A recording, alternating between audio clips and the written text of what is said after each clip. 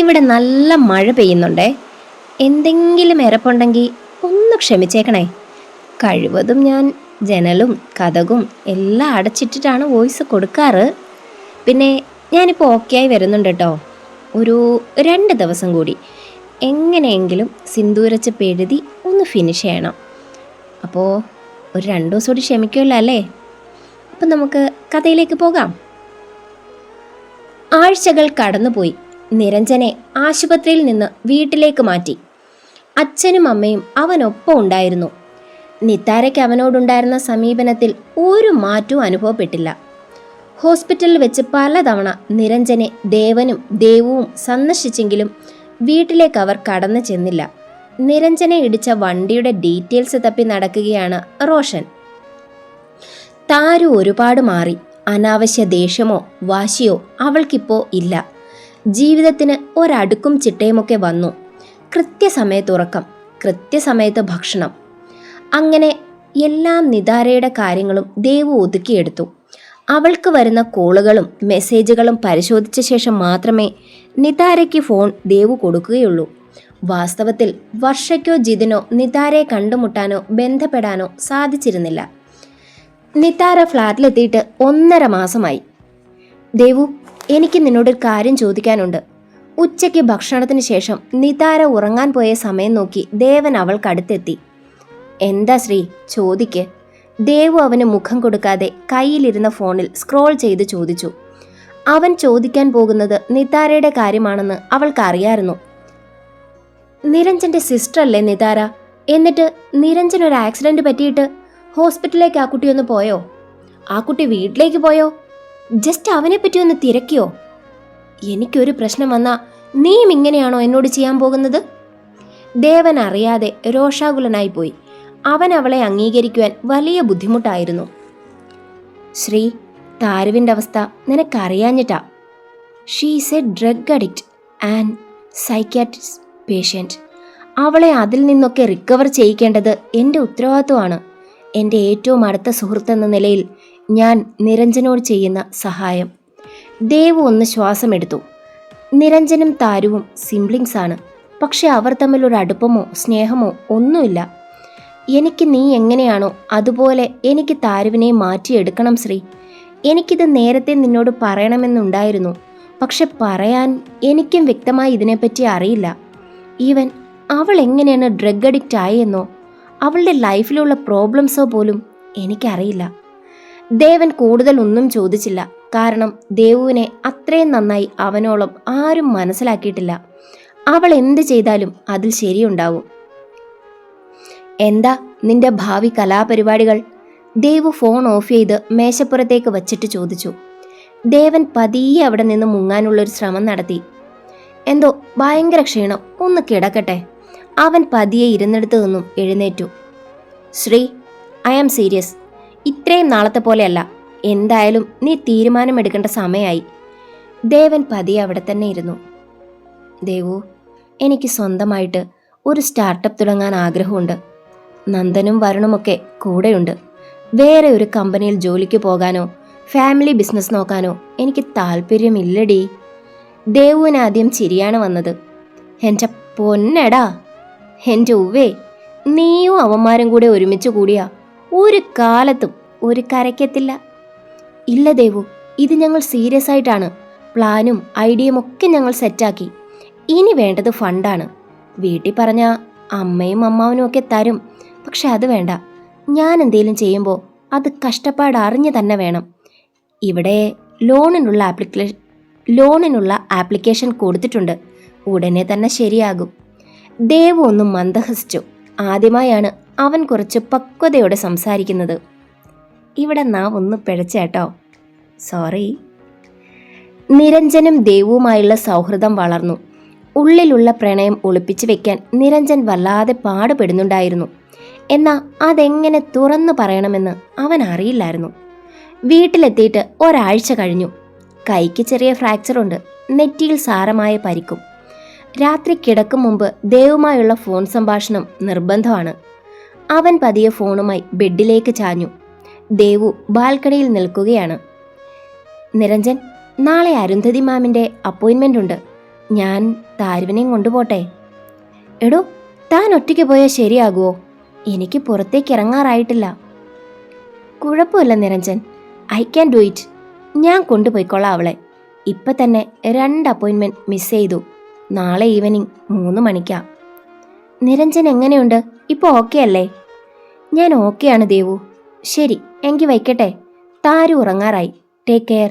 Niranjan call cut ചെയ്തു. കിടക്കാനായി bedsheet തട്ടിക്കുടഞ്ഞു വിരിക്കുകയാണ് ദേവയാനി. അങ്ങോട്ടേക്ക് ഭക്ഷണം കഴിച്ച് കൈ കഴുകി ടവലിൽ തുടച്ചുകൊണ്ട് വാസുദേവൻ കയറി വന്നു. നിരഞ്ജൻ കിടന്നോ ദേവേ? കിടന്നു വാസുദേവ. വാസുവേട്ടാ. ദേവയാനി അയാൾക്ക് മറുപടി പറഞ്ഞു. അയാൾ കിടക്കാൻ വന്നപ്പോൾ അവർ പറഞ്ഞു, 1 മിനിറ്റ് വാസുവേട്ടാ, ഏതാ ഈ കുട്ടി? അവർ ഫോണിൽ സേവ് ചെയ്ത് വെച്ചിരിക്കുന്ന ഫോട്ടോ കാണിച്ചു ചോദിച്ചു. ഇത് ശിഖന്യമോള്. ഇത് ശിഖന്യമോളല്ലേ? നീ കണ്ടില്ലേ അന്ന് ഹോസ്പിറ്റലുണ്ടായിരുന്നു ഈ കുട്ടി? ദേവയാനി പതിയെ ഒന്നോർത്തു. ശരിയാണ്, കണ്ടിരുന്നു, പക്ഷേ ശ്രദ്ധിച്ചിരുന്നില്ല. അത് കമ്പനിയിൽ വർക്ക് ചെയ്യുന്ന കുട്ടിയല്ലേ? ഇത് ഞാൻ ഇന്നവൻ്റെ ഫോൺ എടുത്തപ്പോൾ കണ്ടതാ. വാൾപേപ്പർ ഇടാൻ മാത്രം ബന്ധമുണ്ടോ അവർ തമ്മിൽ?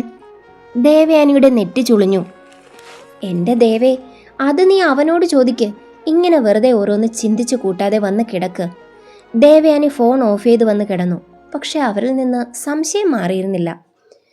പ്രത്യേകിച്ച് ലക്ഷ്യങ്ങളൊന്നുമില്ലാതെ ഉയർന്നു പൊങ്ങി അലയടിക്കുന്ന തിരമാലകളെ നോക്കിയിരിപ്പാണ് നിതാര. ഉച്ചയ്ക്ക് ശേഷം ഹോസ്പിറ്റലിലേക്ക് പോകാനിറങ്ങിയ ദേവുവിൻ്റെ കൂടെ വന്ന് ഇവിടെ ഇരിക്കാൻ തുടങ്ങിയിട്ട് ഒരുപാട് നേരമായി. അവൾ ഒന്നും തന്നെ മിണ്ടുന്നുമില്ല. ഒടുക്കം ദേവു ക്ഷമ നശിച്ച് ചോദിച്ചു, എന്താ താരു, എന്തിനാ ഇപ്പോൾ ഇവിടെ വന്നിരിക്കുന്നേ?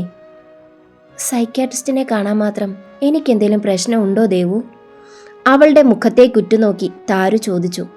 ഉത്തരം പറയാനാകാതെ ദേവു ഒന്ന് പതറിപ്പോയി.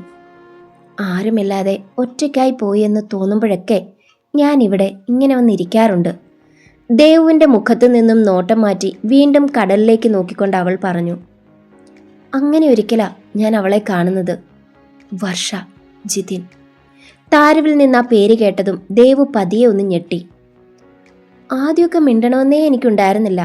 ഒടുവിൽ എനിക്കായി വെച്ച് നീട്ടിയ സ്നേഹം പുരട്ടിയ വാക്കുകൾ എവിടെയോ ഞാനും വീണുപോയി. ജീവിതത്തിൽ ആദ്യമായി അറിഞ്ഞ സ്നേഹം. വർഷയോടൊപ്പം ഞാൻ മൂവി കാണാൻ പോയി, ഷോപ്പിങ്ങിന് പോയി. ഒടുവിൽ ആ കൂട്ട് വലിയ വലിയ ബാറുകളിലെ നൈറ്റ് പാർട്ടിയിൽ എത്തി നിന്നു. വർഷ മാത്രമല്ലായിരുന്നു, കൂടെ അവളുടെ ഭർത്താവ് ജിതിനുമുണ്ടായിരുന്നു. പിന്നീട് താരു പറഞ്ഞതൊന്നും ദേവു കേട്ടില്ല. മനസ്സ് വർഷ ചേച്ചിയിൽ കുടുങ്ങിക്കിടക്കുകയായിരുന്നു. വർഷ എന്തിനു വേണ്ടിയാണ് ഇങ്ങനെ ഒരു ചതി? വർഷയുടെ വിവാഹം കഴിഞ്ഞോ? ജിതിൻ ആരാണ്? എന്തിനു വേണ്ടിയാണ് ഇത്തരത്തിലൊരു ലഹരി ചതിക്ക് താരുവിനെ അവർ ഉപയോഗിക്കുന്നത്? 3 മണിക്കാണ് ഡോക്ടറുടെ അപ്പോയിൻമെൻ്റ് എന്ന് പറഞ്ഞിട്ട് ഇങ്ങനെ ഇരിക്കാനാണോ ഉദ്ദേശം? ഒരുപാട് നേരം കഴിഞ്ഞിട്ടും ദേവുവിൽ നിന്ന് അനക്കമൊന്നും ഇല്ലാത്ത കണ്ട് താരു ചോദിച്ചു. ദേവു പതിയെ ഒന്ന് ഞെട്ടി. വാ, നമുക്ക് പോകാം. ഡോക്ടർ അരുന്ധതിയുടെ വീട്ടിൽ തന്നെയുള്ള ക്ലിനിക്കിലായിരുന്നു. നിതാര പതിവിലും ഉത്സാഹവതിയായിരുന്നു. ടെൻഷനോ പതിവാകുലതയോ ഒന്നുമില്ല അവൾക്ക്. അരുന്ധതി നിതാരയോട് തനിയെ സംസാരിക്കുന്ന സമയം ദേവു പുറത്തെ ഗാർഡനിലെത്തി അവിടെ ഉണ്ടായിരുന്ന ബെഞ്ചിലിരുന്നു. Hello Nithara, I am Arundhati.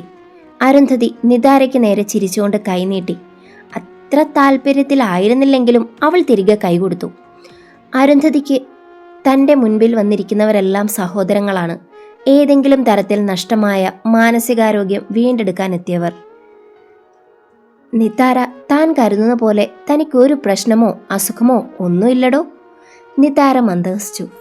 അതെനിക്കറിയാം ഡോക്ടർ, ഇതിപ്പോൾ ദേവു എന്നെ കൊണ്ട് വന്നതല്ലേ. എടോ, താൻ ചിലപ്പോഴൊക്കെ പാനിക് ആവാറില്ലേ? അപ്പം തൻ്റെ കൂടെയുള്ളവർ പേടിക്കും. അതുകൊണ്ട് ഞാൻ ചോദിക്കുന്നതിന് നിതാര ഉത്തരം പറയണം കേട്ടോ. അരുന്ധതി പറഞ്ഞത് കേട്ട് നിതാര തല കുലുക്കി. നിതാരയ്ക്ക് ആരെങ്കിലും പേടിയുണ്ടോ?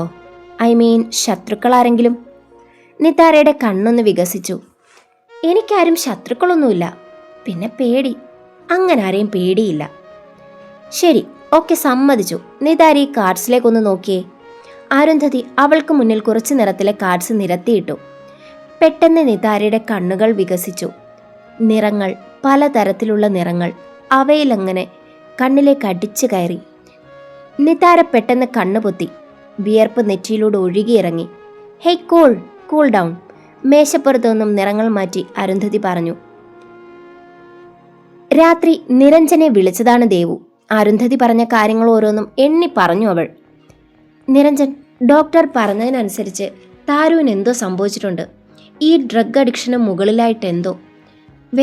വേറെ എന്തേലും പ്രശ്നം അവൾക്കുള്ളതായിട്ട് അറിയില്ല. ഞാൻ അമ്മയോട് ഒന്നുകൂടി ചോദിച്ച് അവളുടെ റൂമൊക്കെ ചെക്ക് ചെയ്തിട്ട് വിളിക്കാം. നിരഞ്ജൻ ഫോൺ കട്ട് ചെയ്തു.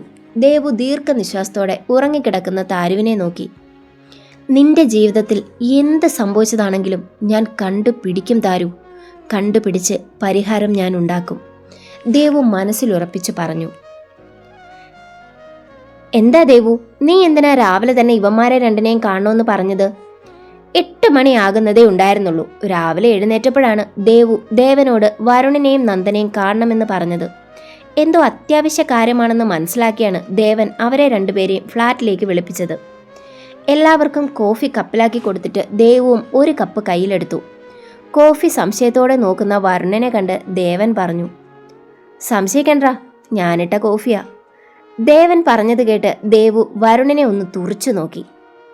ഞാൻ നിങ്ങളോടൊക്കെ വരാൻ പറഞ്ഞത് എന്തിനാണെന്ന് പറയാം. നിങ്ങൾ 3 പേരും ഒരുമിച്ച് ഒരു സ്റ്റാർട്ടപ്പ് തുടങ്ങാൻ പോകുമല്ലേ? നല്ല ഐഡിയ ആണ്. നിങ്ങൾ 3 പേരും എൻ്റെ ബ്രദേഴ്സാണ്. അപ്പം നിങ്ങൾക്കൊരാവശ്യം വന്നാൽ ഞാനല്ലേ സഹായിക്കേണ്ടത്? ദേവ് കോഫി കപ്പ് ടേബിളിൽ വെച്ചിട്ട് ടേബിളിലിരുന്ന ബാഗ് തുറന്ന് ഒരു പൊതിയെടുത്തു. അവരുടെ നേരെ തിരിഞ്ഞു. ദാ, ഇത് 10 ലക്ഷമുണ്ട്. നിങ്ങളേതോ ലോണിന് അപ്ലൈ ചെയ്തിട്ടുണ്ടെന്നല്ലേ പറഞ്ഞത്? അതിന് വേണ്ട. ദേവു പക്വതയോടെ പറയുന്നത് കേട്ട് ദേവൻ ഒരു നിമിഷം വല്ലാതെയായി. ദേവു പണം തരുമെന്ന് അവൻ അറിയാം. അതുകൊണ്ടാണ് ആദ്യമൊന്നും അവൻ സ്റ്റാർട്ടപ്പിനെ കുറിച്ച് അവളോടൊന്നും പറയാതിരുന്നത്. ദേവു, വേണ്ടടി, നിന്റെ കയ്യിൽ നിന്ന് കാശ് വാങ്ങിയാൽ ശരിയാവില്ല, ദേവൻ ജാള്യതയോടെ പറഞ്ഞു. എന്താ ശ്രീ ശരിയാകാത്തത്? നിങ്ങൾ ലോൺ എടുക്കില്ലേ? അതുപോലെ കരുതിയാൽ മതി. പിന്നീട് ഈ കാശ് തിരിച്ചു തന്നാൽ മതി. ഇൻട്രസ്റ്റ് വേണ്ട. വേറെ നിവൃത്തിയില്ലാതെ ദേവൻ അവളിൽ നിന്ന് ആ കാശ് വാങ്ങി. വരുണും നന്ദനും പുഞ്ചിരിച്ചു. എങ്കിൽ ശരി, ഞങ്ങൾ ഇറങ്ങട്ടെ. ഇന്ന് തൊട്ട് വർക്ക് തുടങ്ങണം, എങ്കിലേ ഒരു കരക്കെത്തുകയുള്ളൂ, നന്ദൻ പറഞ്ഞു. വരുണും ശ്രീയും അവളോട് യാത്ര പറഞ്ഞിട്ടിറങ്ങി. വരുൺ, വാതിൽ തുറന്ന വരുണിനെ ദേവു വിളിച്ചു. എന്താ ദേവു? അല്ല, ചേച്ചി സുഖമായിട്ടിരിക്കുന്നോ? കണ്ടിട്ട് കുറേ നാളായി. ആ, സുഖം. വരുൺ തംസപ്പ് കാണിച്ചിട്ടിറങ്ങി.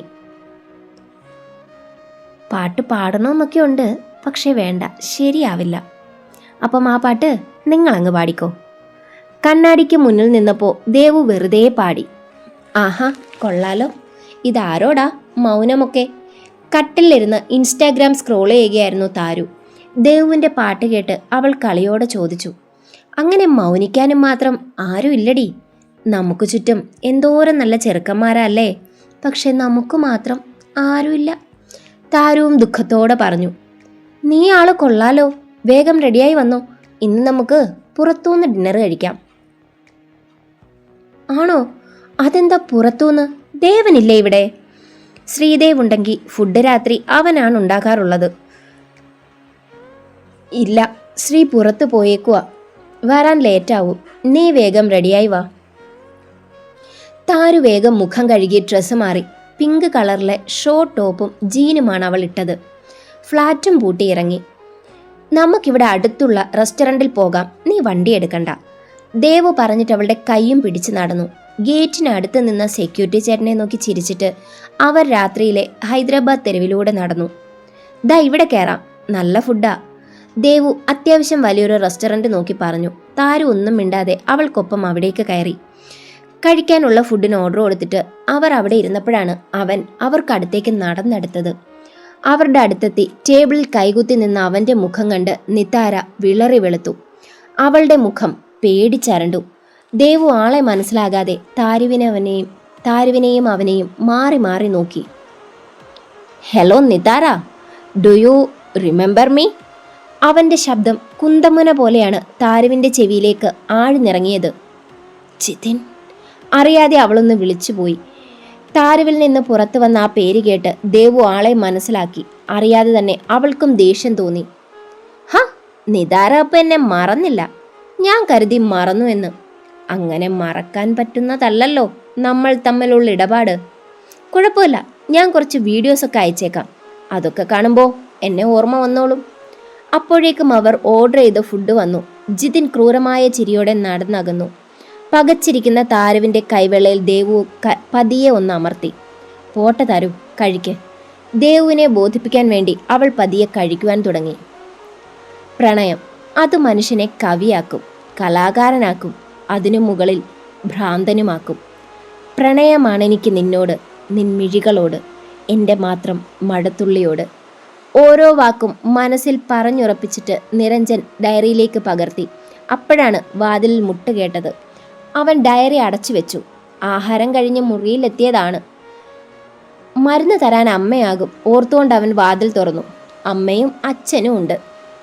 എന്താ അച്ഛാ? അവൻ വാസുദേവനോട് ചോദിച്ചെങ്കിലും കണ്ണ് ദേവയാനിയുടെ മുഖത്തായിരുന്നു. പറയാം, അതിനു മുമ്പ് ഞങ്ങളൊന്ന് അകത്തോട്ട് കയറിക്കോട്ടെ? ദേവയാനി അവനോട് ചോദിച്ചു. കേറി വാ അമ്മേ. അവൻ വാതിലിന് മുന്നിൽ നിന്ന് മാറി. നിരഞ്ജനെ സൂക്ഷിച്ചൊന്ന് നോക്കി. അമ്മയുടെ മുഖത്തെന്തോ ഗൗരവം, കള്ളം പിടിച്ച ഭാവം. നിന്റെ ഫോൺ ഒന്ന് തന്നേ മോനെ, ദേവയാനി അവനോട് ചോദിച്ചു. ദേ ഇരിക്കുന്നമ്മേ, എടുത്തോ. അവൻ ടേബിളിന് പുറത്തിരിക്കുന്ന ഫോൺ ചൂണ്ടി പറഞ്ഞു. അപ്പോഴാണ് അവിടെ ഇരുന്ന ഡയറി ദേവയാനിയുടെ ശ്രദ്ധയിൽപ്പെട്ടത്. ഈ ശീലമൊക്കെ നിനക്കുണ്ടോ? പറഞ്ഞുകൊണ്ട് ഫോണും ഡയറിയും അവർ കയ്യിലെടുത്തു. പക്ഷെ ഒറ്റ കുതിപ്പിന് നിരഞ്ജൻ ആ ഡയറി പിടിച്ചു വാങ്ങി. അതെൻ്റെ പേഴ്സണൽ ഡയറിയാ, ഡോൺ ടച്ച്. ഓ, 2 കുറ്റിത്താടിയും 3-4 മീശയും വന്നപ്പോഴേക്ക് നിനക്ക് പേഴ്സണൽ ഡയറിയൊക്കെ ആയോ? അതും പറഞ്ഞ് ദേവി അവൻ്റെ ഫോൺ ഓൺ ചെയ്തു. പെട്ടെന്നാണ് നിരഞ്ജൻ വാൾപേപ്പറിൻ്റെ കാര്യം ഓർത്തത്. അവൻ നിന്നങ്ങ് വിയർത്തു. ഹാ, ഇത് കണ്ടോ വാസുവേട്ടാ? ഇത് ടൊവിനയുടെ മറ്റ് സിനിമയിൽ അതിലെ കൊച്ചിനെ പോലെ ഉണ്ടല്ലോ കാണാൻ. വാൾപേപ്പർ കാണിച്ച ദേവയാനി ഒന്ന് കുത്തി പറഞ്ഞു. ആണെന്നേ, ഇതുപോലൊരു കൊച്ച് നമ്മുടെ ഓഫീസിലും ഉണ്ട്. എന്തുവായിരുന്നടാ അവളുടെ പേര്? വാസുദേവൻ ഏറെ കണ്ണിട്ട് നോക്കി പറഞ്ഞു. ശിഖന്യ. അവൻ പതിയെ മുറുമുറുത്തു. എന്തുവായിരുന്നടാ? കേട്ടില്ല. വാസുദേവൻ ഒന്നുകൂടെ ചോദിച്ചു. നിരഞ്ജൻ പതിയെ തലകുനിച്ചു. അത് കണ്ട് ദേവയാനും വാസുദേവനും മുഖത്തോട് മുഖം നോക്കി ചിരിച്ചു. എനിക്ക് ശിഖന്യെ ഇഷ്ടാണ്. തല കുനിഞ്ഞു നിന്ന് തന്നെ നിരഞ്ജൻ പതിയെ പറഞ്ഞു. ചിരി നിർത്തിയിട്ട് വാസുദേവൻ അവനോട് ചോദിച്ചു. എന്നിട്ട് നീ ഇതവളോട് പറഞ്ഞോ? ഇല്ല. നിരഞ്ജനെ അറിയാതെ ചമ്മൽ വന്ന് മൂടി. ഇതിലും ഭേദം നിന്റെ അച്ഛനായിരുന്നു. ഒന്നുമല്ലേലും എന്നോട് വന്ന് ഇഷ്ടമാണെന്ന് നേരിട്ട് പറയാനുള്ള ധൈര്യം ഇങ്ങേര് കാണിച്ചു. വാസുദേവൻ ചെറുതായിട്ടൊന്ന് പൊങ്ങി. സ്വന്തം ഭാര്യ ധൈര്യവാൻ എന്ന് പറയുന്നതിൽ കൂടുതൽ എന്ത് വേണം? ഞാൻ സമയമാകുമ്പോൾ പറയാമേ. നിരഞ്ജൻ എങ്ങനെയോ പറഞ്ഞൊപ്പിച്ചു. അവനെ ഒന്ന് ആക്കി നോക്കിക്കൊണ്ട് ദേവയാനിയും വാസുദേവനും മുറിവിട്ടിറങ്ങി. ചെറുപ്പത്തിലെ ഒരു വാഹനാപകടത്തിൽ അച്ഛനും അമ്മയും നഷ്ടപ്പെട്ടവരാണ് ദേവയാനിയും പീതാംബരക്കുറുപ്പും. കോളേജ് പഠനകാലത്താണ് ദേവയാനി വാസുദേവനെ കാണുന്നത്. കോളേജ് പഠനകാലം അവർക്ക് പ്രണയകാലമായിരുന്നു. അന്നാട്ടിലെ പെരുമയാർന്ന തറവാടായിട്ട് പോലും വാസുദേവന്റെ തെക്കേടത്ത് തറവാട് ദേവയാനിയെ സ്വന്തം മകളെപ്പോലെ സ്വീകരിച്ചു. ആദ്യത്തെ കുറച്ചു വർഷങ്ങൾ കുഴപ്പമില്ലാതെ കടന്നുപോയി.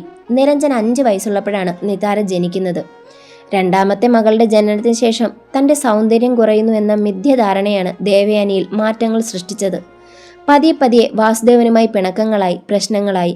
ആ പ്രശ്നം പിന്നീട് വാസുദേവന്റെ അമ്മയോടായി, അച്ഛനോടായി, സഹോദരങ്ങളോടായി. ഒടുവിൽ സകല ബന്ധങ്ങളും ഉപേക്ഷിച്ച് വാസുദേവൻ ദേവയാനിയെ മക്കളെയും കൊണ്ട് തെക്കേടത്തെ തറവാട് വിട്ടിറങ്ങി. അന്ന് പീതാംബരക്കുറുപ്പ് ഹൈദരാബാദിലൊരു കമ്പനിയിൽ അക്കൗണ്ടന്റായി ജോലി ചെയ്യുകയാണ്. അങ്ങനെയാണ് വാസുദേവൻ പീതാംബരക്കുറുപ്പുമൊത്ത് ഹൈദരാബാദിൽ ബിസിനസ് തുടങ്ങിയത്. പിന്നീട് ഒരിക്കലും നാട്ടിലേക്ക് തിരിച്ചു പോകുന്ന കാര്യം വാസുദേവൻ ചിന്തിച്ചിട്ടേയില്ല. എടോ, താൻ കഴിക്കുന്നില്ലേ? ജനാലയിലൂടെ പുറത്തെ നിലാവ് നോക്കി നിന്ന ദേവയാനിയോട് വാസുദേവൻ ചോദിച്ചു. ഞാൻ വെറുതെ പഴയ കാര്യങ്ങൾ ഓരോന്നോർത്തങ്ങ് നിന്നു പോയതാ വാസുവേട്ടാ. അങ്ങനെ ഓർക്കാൻ മാത്രം പഴയ എന്ത് കാര്യങ്ങളാ? വാസുദേവൻ കിടക്കയിലേക്ക് കിടന്നുകൊണ്ട് ചോദിച്ചു. ഞാൻ എത്ര ദുഷ്ടയായിരുന്നു വാസുവേട്ടാ. എനിക്കത് മനസ്സിലാവാൻ നിരഞ്ജൻ ഒച്ചയടിക്കേണ്ടി വന്നു. വാസുവേട്ടന് എന്നെ ഒന്ന് വഴക്ക് പറയാമായിരുന്നില്ലേ? എന്നെ ഒന്ന് തള്ളാമായിരുന്നില്ലേ? അയാളോട് പരിഭവത്തോടെ ചോദിക്കുമ്പോൾ ദേവയാനിയുടെ കണ്ണുകൾ നിറഞ്ഞു, തൊണ്ടയിടറി. എനിക്കതിന് സാധിക്കുമായിരുന്നോടോ? സ്വയം ഇങ്ങനെ വേദനിക്കാമെന്നല്ലാതെ തന്നെ ഒന്ന് നോവിക്കാൻ എനിക്ക് കഴിയുമായിരുന്നോ? അയാളുടെ ശബ്ദവും ഇടറിപ്പോയിരുന്നു. ഞാനൊരു കാര്യം പറഞ്ഞ വാസുവേട്ടൻ സമ്മതിക്കണം. അയാൾക്കടുത്തേക്ക് പോയി കിടക്കയിൽ ഇരുന്നുകൊണ്ട് ചോദിച്ചു. എന്താടോ ദേവേ? നമുക്കൊന്ന് തറവാട് വരെ പോണം. ഇത്രയും വർഷമായില്ലേ, അവരെല്ലാം മറന്നു കാണും. ദേവയാനിയുടെ കണ്ണുകളിലെ നനവ് തുടച്ചുകൊണ്ട് പറഞ്ഞു. അത് വേണോ? നമുക്കൊന്നുകൂടെ ആലോചിച്ചിട്ട് പോരെ? പോരാ, ഇനി ഒന്നും ആലോചിക്കണ്ട, നമുക്ക് പോണം, നാളെ തന്നെ രാവിലെ ഇറങ്ങാം. ദേവയാനി ഉറപ്പോടെ പറഞ്ഞു. വാസുദേവൻ എതിർത്തില്ല. കാരണം അയാളുടെ ഉള്ളിലും അത്തരമൊരാഗ്രഹം ബാക്കിയുണ്ടായിരുന്നു. അതിരാവിലെ തന്നെ വാസുദേവനും ദേവയാനിയും യാത്ര തിരിച്ചു. അവരുടെ ബെൻസ് കാർ ഹൈദരാബാദിൽ നിന്നും കേരളം ലക്ഷ്യമാക്കി പാഞ്ഞു. നാട്ടിലേക്ക് പോകുന്ന വിവരം അവർ നിരഞ്ജനോടും കുറുപ്പിനോടും പറഞ്ഞിരുന്നില്ല. ഒരുപക്ഷെ തറവാട്ടിൽ നിന്നുള്ള പ്രതികരണം മോശമാണെങ്കിൽ അവരെ കൂടി വേദനിപ്പിക്കുന്നത് എന്തിനാണ്? വൈകുന്നേരം കുളി കഴിഞ്ഞിറങ്ങിയപ്പോഴാണ് ബെഡിൽ വീണുകിടന്ന് പൊട്ടിക്കരയുന്ന നിതാരെ ദേവു കണ്ടത്.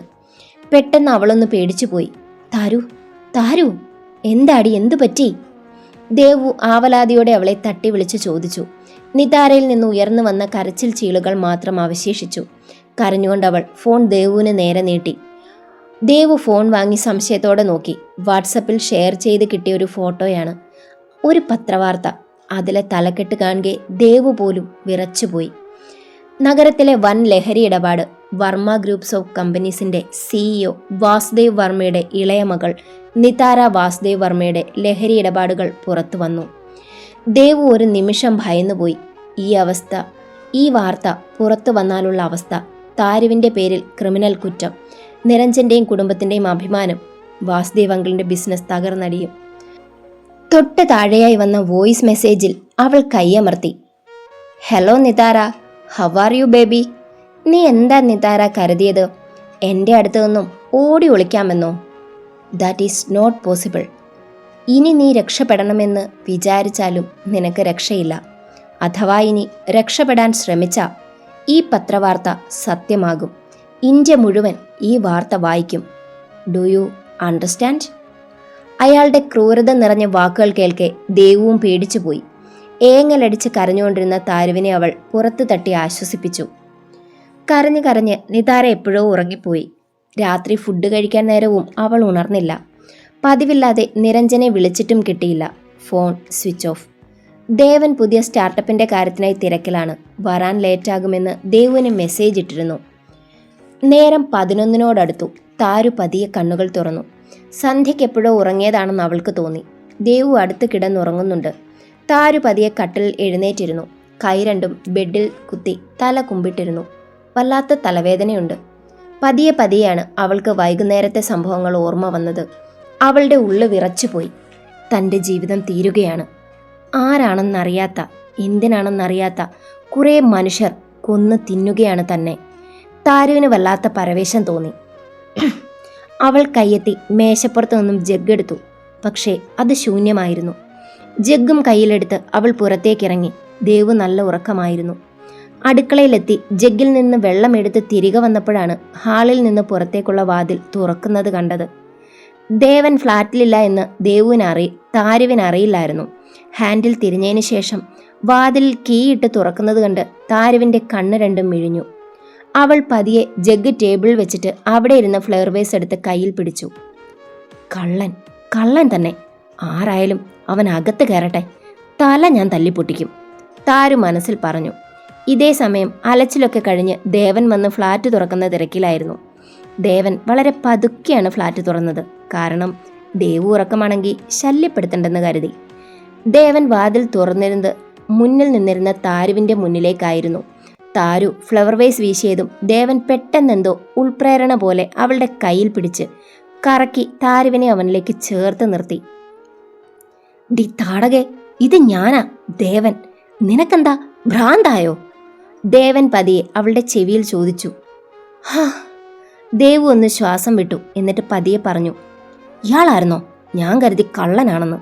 താരു പറഞ്ഞത് കേട്ടതും ദേവൻ കൈ പതിയെ തിരിച്ചു. താരു അവനിൽ നിന്ന് സ്വതന്ത്രയായി.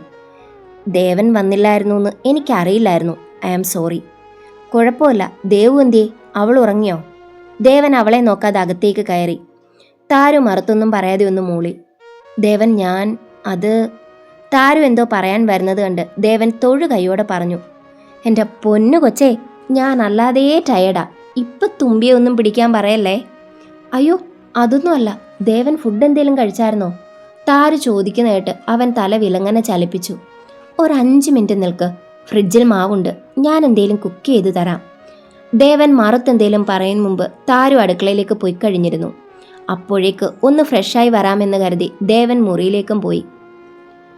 വാസുദേവന്റെ കാർ തെക്കേടത്ത് തറവാടിന്റെ മതിൽക്കെട്ടിനകത്തേക്ക് പ്രവേശിച്ചു. ദേവയാനിക്ക് വളരെയധികം പരിഭ്രമം ഉണ്ടായിരുന്നു. ഒരിക്കൽ അറുത്തുമാറ്റിപ്പോയ ബന്ധങ്ങളാണ്. വാസുദേവനും നല്ല ടെൻഷനുണ്ടായിരുന്നു. എത്രയോ വർഷങ്ങൾക്ക് ശേഷം ജനിച്ച മണ്ണിലെത്തുന്നതാണ്. തറവാട്, അച്ഛൻ, അമ്മ, കൂടപ്പിറപ്പുകൾ അയാളുടെ ഉള്ളിൽ നിറയുകയാണ്. അന്നാട്ടിലെ പേരുകേട്ട കുടുംബമാണ് തെക്കേടത്ത് തറവാട്. അവിടുത്തെ കാരണവരാണ് മഹാദേവ വർമ്മ, ഭാര്യ പത്മാവതി അമ്മ. അവിടുത്തെ തറവാട്ടിൽ ഏറ്റവും ഇളയ ആളാണ് വാസുദേവ വർമ്മ എന്ന നിരഞ്ജന്റെ അച്ഛൻ. അയാൾക്ക് മുതിർന്നത് ജയദേവ വർമ്മ എന്ന ജ്യേഷ്ഠനും സുഭദ്രവർമ്മ എന്ന ചേച്ചിയും. വാസുദേവൻ കാറിൽ നിന്നിറങ്ങി മുറ്റത്തേക്ക് ചവിട്ടി. അയാളുടെ ഉള്ളൊന്ന് തണുത്തു. എന്നാൽ ആ തണുപ്പ് നിമിഷ നേരം കൊണ്ട് ജ്വലിക്കുന്ന കനലായി മാറി. മുറ്റത്തേതോ വണ്ടി വന്ന് നിൽക്കുന്ന ഒച്ച കേട്ടാണ് ജയദേവൻ ഉമ്മറത്തേക്ക് ഇറങ്ങിയത്. വർഷങ്ങൾക്ക് ശേഷം സ്വന്തം കൂടപ്പിറപ്പിനെ കണ്ട അയാളുടെ കണ്ണൊന്നു വിടർന്നു. പക്ഷെ നിമിഷ നേരം കൊണ്ടതിൽ ക്രോധം നിറഞ്ഞു.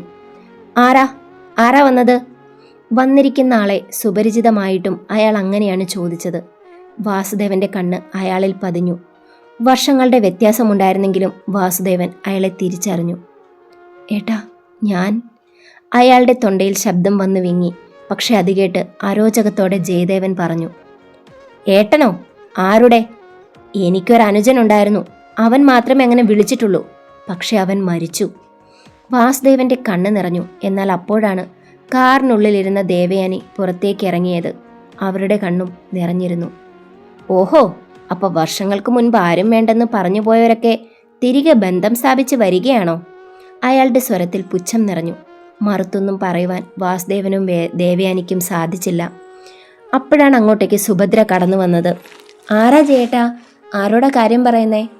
അവർ പറഞ്ഞുകൊണ്ട് മുറ്റത്തേക്ക് വന്നു. അതിഥികളെ കണ്ട് സുഭദ്രയും അത്ഭുതപ്പെട്ടുപോയി. ഭദ്രേച്ചി, ഞാൻ. അയാൾക്ക് അവരോട് എന്താണ് പറയേണ്ടതെന്ന് അറിയില്ലായിരുന്നു. വാസുദേവനും ജയദേവനും ഉള്ളിൽ നിറയെ നന്മയുള്ളവരാണെങ്കിൽ സുഭദ്ര അവർക്ക് എതിർപ്പാർട്ടിയാണ്. കുറ്റവും കുറവും കൈമുതലായുള്ള സുഭദ്ര എന്ന ഭദ്രയാണ് ദേവയാനിയുടെ മനസ്സിൽ വിഷം കുത്തി നിറച്ച് അവരെ ഭയരഹിതയായ ഒരു സ്ത്രീയാക്കിയതുപോലും. ദയരഹിതയായ ഒരു സ്ത്രീയാക്കിയതുപോലും. ഇറങ്ങടാ, തെക്കേടത്തും മുറ്റത്തും നിൽക്കാനുള്ള യോഗ്യത ഉണ്ടോടാ നിനക്കും നിന്റെ സഹധർമ്മിണിക്കും? അവർ ചീറി. അത് കേട്ട് ജയദേവൻ പറഞ്ഞു, ഭദ്രേ, വേണ്ട, അനാവശ്യ സംസാരമൊന്നും വേണ്ട. ജയേട്ടനൊന്നും മിണ്ടാതിരുന്നേ. തന്തയും തള്ളയും ഇല്ലാത്ത തെരുവിൽ കിടന്ന് ഇവളെ കെട്ടിലമ്മയാക്കിയിട്ടും പോരായിരുന്നല്ലോ നിനക്ക്. ഇറങ്ങിപ്പോയതല്ലേ നീ, ഞങ്ങളെ വേണ്ടെന്ന് പറഞ്ഞ്. മതി, ഇറങ്ങിക്കോ. ദേവയാനി തേങ്ങി കരഞ്ഞുപോയി. വർഷം ഇത്രയായിട്ടും മാറിയില്ല അനാഥ എന്ന മുദ്ര ചാർത്തൽ. നിർത്തടി നിന്റെ പൂങ്കണ്ണീർ. എന്താടാ, നിന്റെ ബിസിനസ്സൊക്കെ പോയോ? അതോ തറവാടിന്റെ വിഹിതവും ചോദിച്ചു വന്നതാണോ? സുഭദ്രയുടെ ആ ചോദ്യത്തിൽ ജയദേവൻ മാത്രമല്ല, വാസുദേവൻ ചാട്ടുളി പോലെ പിടഞ്ഞുപോയി. മതി, നിങ്ങളുടെ സ്വത്തോ ബന്ധമോ സ്ഥാപിക്കാൻ വന്നതല്ല. എവിടെയോ നഷ്ടമായി പോയ പഴയ സന്തോഷം തേടി വന്നതാ. ഇനി ഒരിക്കലും വഴി തെറ്റിപ്പോലും തെക്കേടത്ത് തറവാട്ടിൽ കയറില്ല. ദേവേ, വണ്ടിയിൽ കയറ്. വാസുദേവൻ ദേഷ്യത്തോട് അത്രയും പറഞ്ഞിട്ട് തിരികെ കാറിലേക്ക് കയറി. ദേവയാനിയും കയറിയതും ആ കാർ തെക്കേടത്ത് തറവാടത്ത് കഴിഞ്ഞ് പാഞ്ഞുപോയി. രാവിലെ ഉണർന്നപ്പോൾ നിതാര പതിവിലും സന്തോഷത്തിലായിരുന്നു. ദേവു ചെറിയ അത്ഭുതത്തോടെയും പേടിയോടെയുമാണ് അവളെ വീക്ഷിച്ചത്.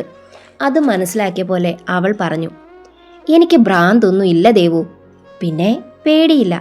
ഈ ലോകത്ത് നിനക്കെന്തേലും പറ്റിയാലേ ഞാൻ കുലുങ്ങൂ. കാരണം ഞാൻ ഈ ലോകത്ത് സ്നേഹിക്കുന്ന ഒരേ ഒരു വ്യക്തി നീ മാത്രമാണ്. വാസുദേവനോ നിരഞ്ജനോ അവരുടെ ബിസിനസ്സോ ഒന്നും എന്നെ ബാധിക്കുന്ന കാര്യമല്ല. നിതാര മായാത്ത പുഞ്ചിരിയോടെ തുടർന്നു. പിന്നെ ഈ സെക്കൻഡിൽ ഞാൻ മരിച്ചു പോയാലോ, പോലീസ് അറസ്റ്റ് ചെയ്താലോ എനിക്കൊരു കുഴപ്പമില്ല ദേവു. കാരണം എന്താണെന്നറിയോ? ഒരു ജന്മം മുഴുവൻ കിട്ടേണ്ട സ്നേഹം എനിക്ക് കിട്ടിക്കഴിഞ്ഞു. അമ്മയായും കൂട്ടുകാരിയായും കൂടപ്പിറപ്പായും നീ എന്നെ സ്നേഹിക്കുന്നില്ലേ? താരു പറഞ്ഞു തീർന്നതും ദേവു അവളെ മുറുകെ കെട്ടിപ്പിടിച്ചു. അവളുടെ കണ്ണുകൾ നിറഞ്ഞിരുന്നു. ചിലരൊക്കെ അങ്ങനെയാണ്, സ്നേഹം കൊടുത്തും വാങ്ങിയും കൊതി തീരാൻ സാധിക്കാത്തവർ. ചിലർ സ്വാർത്ഥരാവാം. അതവരിൽ സ്നേഹത്തിൻ്റെ കണിക സൃഷ്ടിക്കുന്നതാകാം. സ്നേഹിക്കുക, സ്നേഹിക്കപ്പെടുക. തുടരും.